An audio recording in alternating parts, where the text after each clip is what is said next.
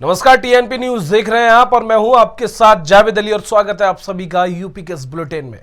Bharatiya Janata party ने कर्नाटक विधानसभा चुनाव प्रचार के लिए पूरी ताकत झोंक दी है। कर्नाटक में सत्ता वापसी के लिए बीजेपी एड़ी चोटी का जोर लगाए हुए है। कर्नाटक चुनाव प्रचार में प्रधानमंत्री नरेंद्र मोदी के बाद बीजेपी के फायर ब्रांड नेता और यूपी के सीएम की भारी मांग है। सीएम योगी ने कर्नाटक के रायचूर में चुनावी जनसभा को संबोधित करते हुए कहा कि यूपी कर्नाटक की दोस्ती सदियों पुरानी है। कर्नाटक की धरती को कोटि कोटि नमन करता हूं। अयोध्या में राम, कर्नाटक में हनुमान और कर्नाटक से यूपी के पुराने संबंध हैं। उधर सपा प्रमुख अखिलेश यादव ने निकाय चुनाव 2023 के प्रचार अभियान का आगाज कर दिया है। यहां सपा प्रमुख ने अपनी पार्टी से मेयर पद की उम्मीदवार काजल निषाद के समर्थन में एक जनसभा को संबोधित किया। अखिलेश यादव ने इस दौरान सीएम योगी और बीजेपी पर जमकर निशाना साधा। पूर्व सीएम ने कहा कि गोरखपुर में विकास का कोई काम नहीं हुआ है, यहां नाली, सड़क, खड़ंजा तक का अभाव है। उन्होंने कहा कि मुख्यमंत्री ने यहां मेट्रो देने का वादा किया था, लेकिन आज तक मेट्रो नहीं दे पाए। अखिलेश यादव ने सीएम योगी पर तंज कसते हुए पूछा कि गोरखपुर में मेट्रो का स्टेशन कहां है, बताइए। उधर वाराणसी के वार्ड नंबर 14 गणेशपुर वार्ड के निर्दलीय पार्षद प्रत्याशी संदीप कुमार ने रैली निकाली। इस दौरान उन्होंने जनता से चुनाव के लिए समर्थन मांगा। वहीं इस बीच जब जनता से बात की तो जनता का रुख साफ दिखाई दिया। लोगों का कहना था कि वे विकास को देखकर वोट करेंगे, न पार्टी और प्रत्याशी को देखकर अपना वोट देंगे। कही है कि जनता से अपील है कि हमारा मुद्दा है, कही विकास का। इस रैली निकालने का उद्देश्य क्या है? रैली निकालने का उद्देश्य हमारा कुछ नहीं है। हमारा उद्देश्य बस एक ही है कि जनता और जनार्दन सबसे आग्रह है कि हमारा लोग कितना साथ दे रहे हैं, कितना नहीं दे रहे हैं। इससे जो है जनता में एक संदेश जाए कि हमारे साथ कितना है, कितने लोग हैं। क्योंकि बहुत लोग ये कहते हैं कि संजय यादव बैठ गए, इसके लिए मैं रैली निकाला हूँ ताकि मैं बैठा ना हूँ, मैं पब्लिक के बीच। उधर यूपी के पीलीभीत जनपद में शहरी निकाय चुनाव जैसे जैसे करीब आते जा रहे हैं, वैसे ही प्रत्याशियों में जुबानी जंग तेज होती जा रही है। बीजेपी से बागी हुए प्रत्याशी महंत अवनीश कौशिक ने बीजेपी की घोषित प्रत्याशी डॉक्टर आस्था अग्रवाल पर जमकर हमला बोला। इसके अलावा निर्दलीय रहे मौजूदा चेयरमैन बिमला जायसवाल पत्नी प्रभात जायसवाल पर भी जुबानी हमला किया। उन्होंने आस्था कौशिक पर जुबानी हमला करते हुए कहा कि हम इस बार बाहरी प्रत्याशियों को जीतने नहीं देंगे। लोगों के बहुत प्रत्याशी मुद्दे हैं, रोड है, तार के हैं, नाले के हैं, साफ सफाई के, ये मुद्दे तो मुख्य है। सफाई व्यवस्था से नगर पालिका का चुनाव जुड़ा हुआ है, नगर पालिका की कुर्सी सफाई पालिका से जुड़ी हुई है। लेकिन इसके अलावा आप ये बताइए, कभी भी हमारे शहर में क्या कूड़े का कोई प्लांट लगा हुआ है? ऐसा कोई प्लांट नहीं लगा हुआ है। अगर कूड़े का प्लांट यहाँ लग जाए तो कितने मैट्रिक टन कूड़ा उसमें खपाया जा सकता है।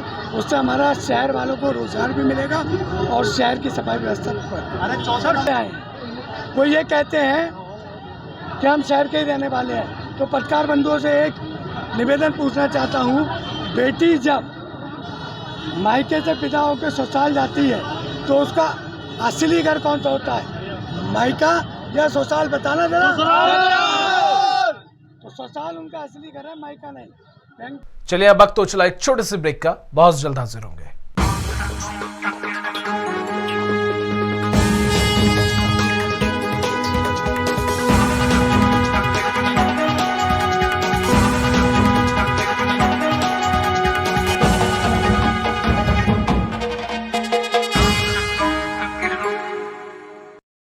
और ब्रेक के बाद एक बार फिर आप सभी का स्वागत है। आगे बढ़ेंगे। उधर पीलीभीत में नगर पालिका अध्यक्ष के लिए चुनावी जंग अब पोस्टर वॉर पर उतर आई है। शहर में बाहरी भगाओ शहर बचाओ के पोस्टर लगाए गए हैं, जिसका जवाब देते हुए बीजेपी के वरिष्ठ नेता राकेश सिंह ने पलटवार किया।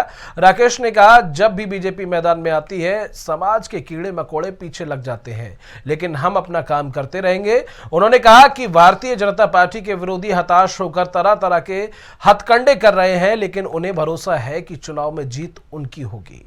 अब खबर यूपी के बदायूं से है, जहां बिलसी थाना क्षेत्र के करनपुर गांव में मामूली झगड़े में एक युवक की पीट कर हत्या कर दी गई। मौके पर पहुंची पुलिस ने शव को पोस्टमार्टम के लिए भेज दिया है और परिजनों की तहरीर पर मामला दर्ज कर लिया है। वहीं एसएसपी का कहना है कि जो भी दोषी पाया जाएगा उसके खिलाफ कड़ी कार्रवाई की जाएगी। बदायूं के बिलसी थाना अंतर्गत करनपुर गांव में मनोज, जिनकी उम्र लगभग 26 वर्षीय है, उनके साथी वीर सिंह तथा अन्य 2 लोगों ने आज किसी बात पर यहाँ पे उनके मक्के के खेत के पास झगड़ा हुआ, जिससे उनकी पीट कर हत्या कर दी। इस संदर्भ में परिजनों द्वारा हत्या का अभियोग पंजीकृत किया बिलसी थाने पर कराया जा रहा है। इसमें शीघ्र ही आगे की कार्रवाई की जाएगी। जो भी दोषी होगा उसके विरुद्ध कठोर कानूनी कार्रवाई की जाएगी। उधर पीलीभीत से एक हैरान कर देने वाला मामला सामने आया है, जहां न्यूरिया थाने में तैनात सिपाही पर सहारनपुर की रहने वाली युवती ने गंभीर आरोप लगाया है। युवती का कहना है कि सिपाही ने अपना नाम बदलकर उससे शादी का झांसा दिया और उसके साथ जबरन शारीरिक संबंध भी बनाए। युवती ने बरेली आईजी से लिखित प्रार्थना पत्र देकर न्याय की गुहार लगाई है। एक लड़का इमरान नाम का रोहित बनके हिंदू बनके मुझसे प्रेम जाल में फंसाया और मुझसे मंदिर में शादी करी और अब मुझे छोड़ के चले गए। क्या काम करते हैं, क्या है वो? वे कांस्टेबल है नूरिया थाने में। क्या नाम है उनका? इमरान मिर्जा। इमरान मिर्जा जी सर, वे पुलिस में कांस्टेबल है। अच्छा, तो आपने इसकी शिकायत संबंधित थाने में कहीं नहीं करी? सर एसएसपी के पास भी करी है, इधर उधर महिला थाने गई। तो क्या कार्रवाई हुई अब तक? सर कुछ नहीं हुई, बोला है कि जब वो आ जाएगा तब मुकदमा लिखे जाएगा। अच्छा, तो कैसे मतलब मुलाकात हुई आपकी? सर हमारी एफबी फेसबुक के दौरान हुई। एफबी से? जी। तो फिर आपने क्या बताया था उसने आपको? क्या क्या कह रहा है वो आपसे? बोला था कि मेरा नाम रोहित है, मैं यहाँ और मैं मतलब पुलिस में हूँ, ऐसे ऐसे। अच्छा, तो उधर मेरठ में टीपी नगर थाना क्षेत्र में पुलिस ने शिक्षा माफिया के ठिकानों पर छापेमारी की और शिक्षा माफिया सचिन गुप्ता को गिरफ्तार कर लिया। बता दें, एनसीईआरटी की नकली किताबें छापने में सचिन का नाम आया था, जिसके बाद से ही वो पिछले 1 महीने से फरार चल रहा था। उधर फारुखाबाद में कादरी गेट के मोहल्ला आवास विकास के डॉक्टर राम मनोहर लोहिया जिला अस्पताल के आयुष विंग के स्टोर में संदिग्ध परिस्थितियों में आग लग गई। आग इतनी भयानक थी कि चंद मिनटों में पूरा स्टोर को चपेट में ले लिया, जिसके बाद मौके पर पहुंची दमकल की टीम ने 1 घंटे की कड़ी मशक्कत के बाद आग पर काबू पाया। लेकिन जब तक आग बुझ पाती तब तक लाखों की दवाइयां जलकर खाक हो चुकी थी। वही आग लगने की वजह से शॉर्ट सर्किट बताई जा रही है। फिलहाल जानकारी के बाद मौके पर पहुंचे अग्निशमन विभाग के सीओ ने मामले की जांच के निर्देश दिए हैं।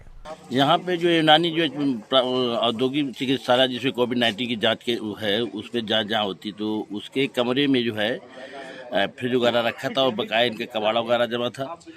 और फ्रिज जो है की वजह से ना आग लगी। चूँकि मैं आया तो सारे दरवाजे बंद थे, लेकिन वो दरवाज़ा जो है खुला था। ऐसी स्थिति में मुझे इसके बारे में ये नहीं बता सकता हूँ कि आग कैसे लगी है। वैसे अगर बंद होता दरवाज़ा तो ये होता कि मतलब इलेक्ट्रिक शॉर्ट सर्किट से लगी है। तो खुला दरवाजा कहीं न कहीं हाँ, उसमें दरवाजे में ताला नहीं था, बकाया सभी दरवाजों में ताला था। और इसी के साथ उत्तर प्रदेश के इस बुलेटिन में बस इतना ही, लेकिन देश और दुनिया की तमाम खबरों के लिए आप देखते रहिए TNP न्यूज़।